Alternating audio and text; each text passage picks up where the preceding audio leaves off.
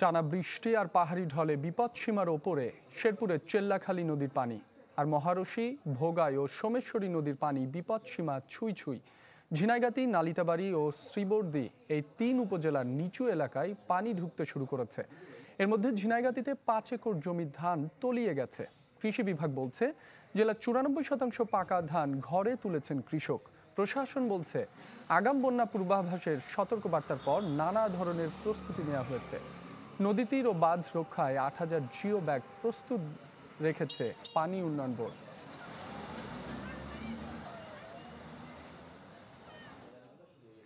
এ নিয়ে আরো খবর জানাতে সেখান থেকে সরাসরি যোগ দিচ্ছেন সহকর্মী ইমরান হাসান রাব্বি। রাব্বি, সম্ভাব্য বন্যা মোকাবেলায় প্রশাসনের পক্ষ থেকে কি ধরনের উদ্যোগ নেওয়া হয়েছে?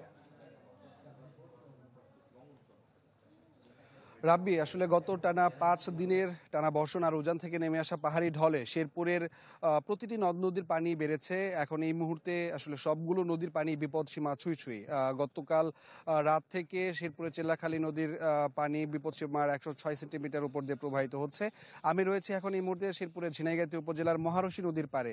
তো এই মহারশী নদীর পানিও একেবারে তীর ছাপিয়ে পার্শ্ববর্তী যে আবাদি জমিগুলো রয়েছে সেই আবাদি জমির দিকে প্রবেশ করা শুরু করেছে। নগদ পেমেন্টে ৫০০ টাকা পর্যন্ত ক্যাশব্যাক আর লেনদেনে প্রতিদিন ডিপ ফ্রিজ এবং ঘন্টায় ঘন্টায় এসি, টিভি সহ দারুণ সব গিফট। এতে করে নিম্নাঞ্চলে পানি প্রবেশ করা শুরু করেছে। আমি যে জায়গাটিতে রয়েছি এটি মূলত দিঘির পাড় এলাকা এবং এখানে একটি ফাজিল মাদ্রাসা রয়েছে, যে মাদ্রাসাটি গত ২-৩ বছরের বন্যায় কিন্তু বেশ বড় ধরনের ক্ষতিগ্রস্ত হয়েছে। গত বছরের বন্যায় ক্ষতিগ্রস্ত হবার পরে এখানে একটি বাঁধ নির্মাণ করা হয়েছে, যে বাঁধেও গত ২ দিনের পাহাড়ি ঢলে এটি কিন্তু ভেঙে যাচ্ছে, ফাটল দেখা দিয়েছে। এবং এবার স্থানীয়রা শঙ্কা করছেন যে আসলে এই মাদ্রাসাটি কোনোভাবে টিকিয়ে রাখা যাবে কি না। তো আমরা স্থানীয়দের সাথে কথা বলেছি, স্থানীয়রা বলছে যে গেল বছরের যে বন্যা ভয়াবহতা দেখেছে শেরপুরবাসী, যদি এবার দ্রুত সময়ের মধ্যে আগাম কোনো ধরনের প্রস্তুতি না নেওয়া হয় তাহলে কিন্তু খুব ভয়াবহ একটি ঘটনা ঘটতে পারে শেরপুরে।